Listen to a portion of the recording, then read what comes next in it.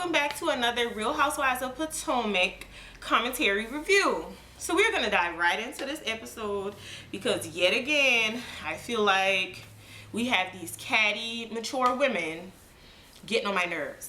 Anyway, first, the episode starts with Gizelle discussing with Robin and her hairstylist, I guess, that she has officially broken up with the preacher.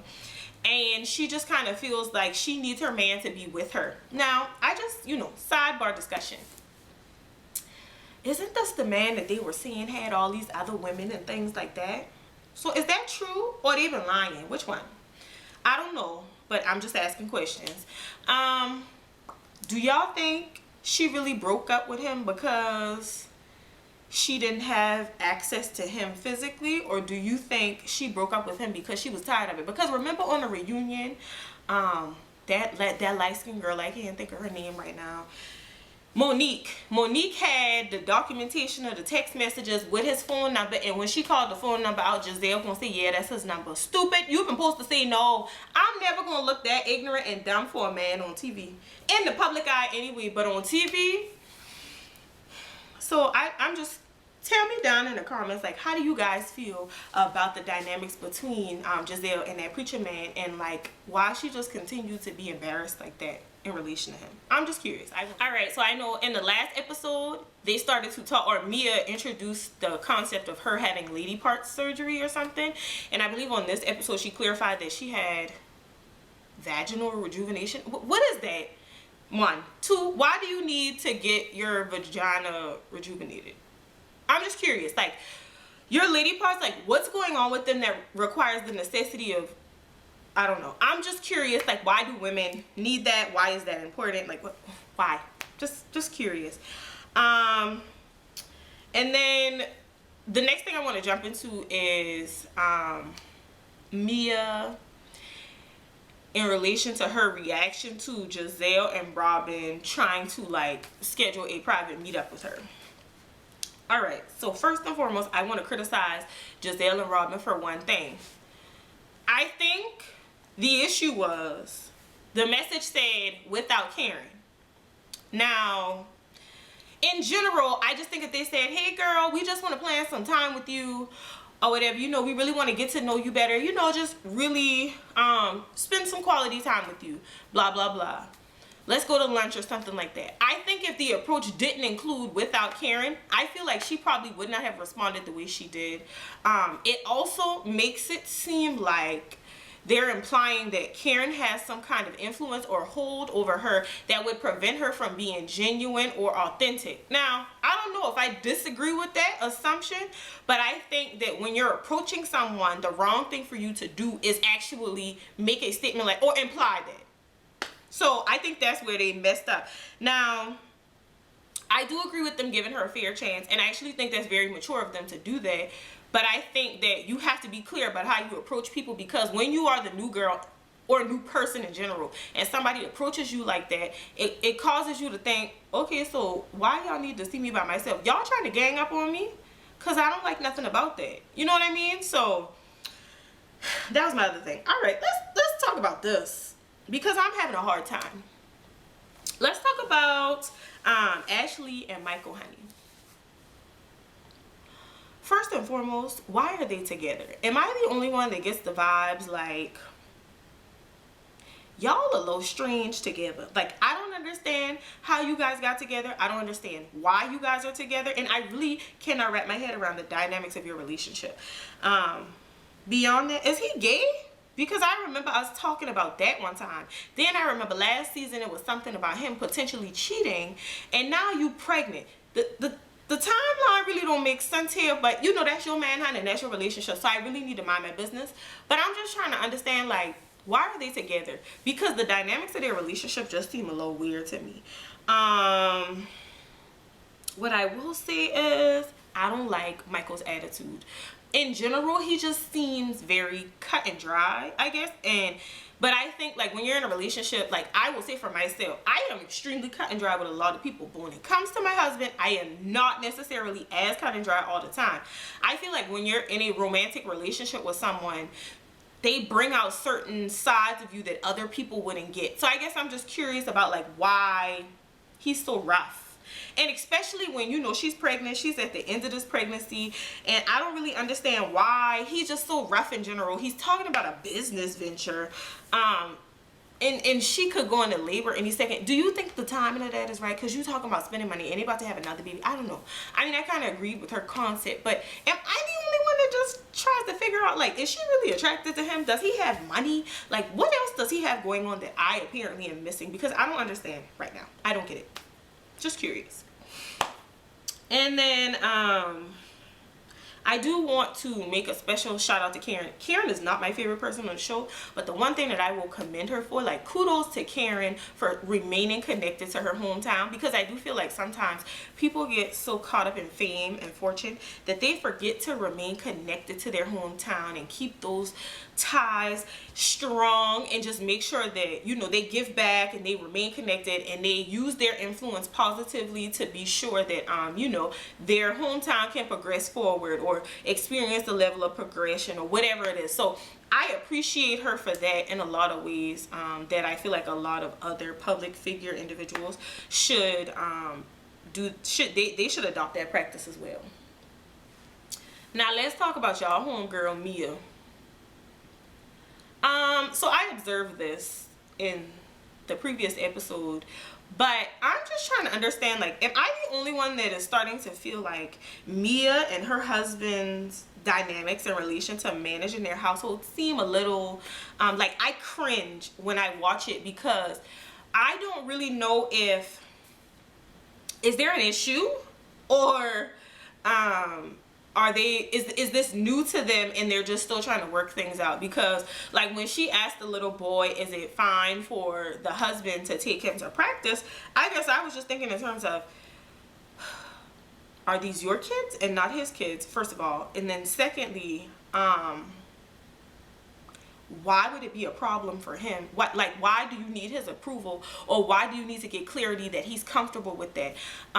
So maybe I didn't pay attention to the details here, but I'm just really trying to understand why that is the case. Because even when they had that conversation in the previous episode and she went in the room and she was like, well, I don't want him to hear you talking about X, Y, and Z. I don't know. I guess, like, are you guys still trying to figure this out? Because these seem like big kids. So I'm just assuming that either she is the parent and he is not, or he's the parent and she is not, and so they're still working through that, and it's not like parenting has been a practice the entire lifespan of this child's life. I don't know, for them as a couple, if that makes sense. Now beyond that, the one thing that I'm really trying to understand is Miya, like, passive aggressive, or is she really super extra for the show? I don't know. And again, you know, I talked about this on the last video. I do feel like some of it is like that hard exterior that creates that level of protection, so that when people try her, or when people approach her, you know, she kind of just has some kind of protection or hard exterior, or that's her shield, you know what I mean? But, like, I'm really starting to question, like, are you being authentic? Because a lot of this is extra, like all that sashaying around that joint chiropractor location or whatever. Is that necessary? I don't know. I feel like her energy is a little bit too much, and I'm trying to understand, like, why. So am I the only person that's trying to figure out, like, why? Why? The other thing that I found very difficult is, like, why would you decide to get bothered because your husband is checking you about taking the child to practice? If that is normal for y'all, well, first of all, what I do want to say is the timing of her request was very inconvenient, because if I'm used to you doing this, like, what if I had a meeting scheduled too? And so that has a lot to do with communicating. And so I feel like when you both have, you know, different schedules or different responsibilities that you need to accommodate, I feel like you need to be open and communicate about that. It shouldn't be that you just not asking him this and the kid got to go to practice in an hour or two. Like, what if he had a meeting? What if he wasn't even home? And you know, they live this lavish lifestyle, so they probably got a nanny or something like that. Like, what if y'all didn't coordinate this kind of stuff? Now that leaves the kid kind of outside. And so I would criticize their relationship and say that they need to communicate a little bit more effectively, because again, the entire exchange was just cringeworthy for me, because I don't understand why we're having this full-fledged discussion about managing children in such a, I know you ain't checking me about that manner. I don't know. I ain't like that. Don't play with the churn like that. Okay? Thanks. Alright, so let's talk about Candace and her little peace out house party. I agree with the entire energy and effort of that moment, because you know her mom has been a whole lot on this franchise show or whatever, and of course they're living under their mom's roof, and I feel like that woman was kind of like holding that over her head, and she's right, that house has a lot of memories, good, bad, and indifferent, and I think that it was important for them to transition into their own, especially because they're married, you know, like create your own pathway, leave your own stamp on something. I am big on, I want to do it my way. I don't want to live in the shadows of someone else. And I just kind of feel like, you know, even with that being her mom's house, you know, it's kind of what your mom wants. You know, spruce it up, do what you want, have that layout and that flow of the house the way that you want it. I think that's important. And so I would encourage any couple that is in the process of like just transitioning from, you know, maybe you're living in an older house of your parents, or maybe even like, you know, you might have been living in the same city with your family, and so now you're like, oh, it's time for me to move. Like, don't be afraid or hesitant to branch out and do other things and kind of extend the connection from your family, because it will make a tremendous difference in just like how you grow and how you experience life. The next thing. So the messy Mia thing in general, she is just real messy, and I just don't like her right now. Okay, I'm gonna be honest and say that. So I want the permit test hit home for me, because not because I didn't fail my permit test. Y'all, I promise you, I took that driving test, I think 3 times. I can't remember if I took the driving test 2 times or 3 times. All right, the first time I took it, I messed up the parallel parking thing. I ain't even gonna lie to y'all, I messed that whole test up. The second time, if you're in Charleston, I got the old black lady with the jerry curl that everybody says super hard and she fails everybody. I got her. Y'all, I did everything right. Y'all know what she said? The reason she didn't give me a pass was because she said I took too long to pull out every time. Y'all, I went during like 5 o'clock traffic, so I was trying to be cautious. Honey, she ain't kidding about none of that. Moving right along. The third time I got it with flying colors. But so I understand Lil Mama's frustration. I understand why she don't want to talk about it, because when I got in that car, I was like, nope, I don't want to talk about it. I failed the test, whatever. Leave me alone. Like, I even remember the first time I took it and failed it, I cried. And then I went to my godmother's house for the weekend, and it was almost like I didn't need to go on vacation after that. That thing stressed me out because I'm an overachiever. I don't really fail often. And that was like the harsh reality that like these people telling me I can't do something. I was in driver's ed. I was like the best person in the driver's ed class. Now I get in here for this test and you telling me I'm failing. So I understand Lil Mama's frustration. I understand why she don't want to talk about it. Her little sisters, I would have socked both of them in their face. Don't play with me. Okay? Don't play with me. Don't play with me. Alright, so let's talk about Estella. I think that's her name. Lil Mama got all the time. Okay? I don't necessarily know why she got all the time, but sis got all the time. Like, I'm over here looking around like, I like her energy though, because she's not afraid to just see how she feels. And just put it out there.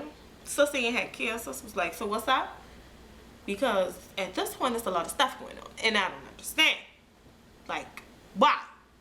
So I'm just curious to see how her role unfolds. Like, you know, she only in minor low sets or whatever. So I'm just curious to see like how it unfolds. Now, what I will say is Gizelle and Mia. I don't understand why they beefing again. I think just that quick it went over my head and I forgot. But I just think it was maybe it was the text message thing that rubbed Mia the wrong way. And so Mia's like, I think we got off on the wrong foot, but really I don't think we did. I just think that, you know, you came in here with a certain attitude and a certain persona, and now people giving you the energy that you giving them, Miss Mia, and now you want to act like we got off on the wrong foot. No, ma'am, you got off on the wrong foot because you came where I was. I didn't come where you were, hun. You didn't meet me. I'm sorry. I didn't meet you. You met me, hun. Okay? So I'm just kind of curious, like, does Mia not see that it's her delivery a little bit?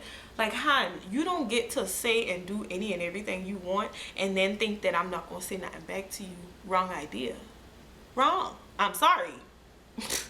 Wrong assumption. So, you know, if you can, go watch the previous Real Housewives of Potomac video. Will be right here. Thanks so much for watching. As always, make sure to like, share, comment, subscribe, and come back and chat with me again on my YouTube channel.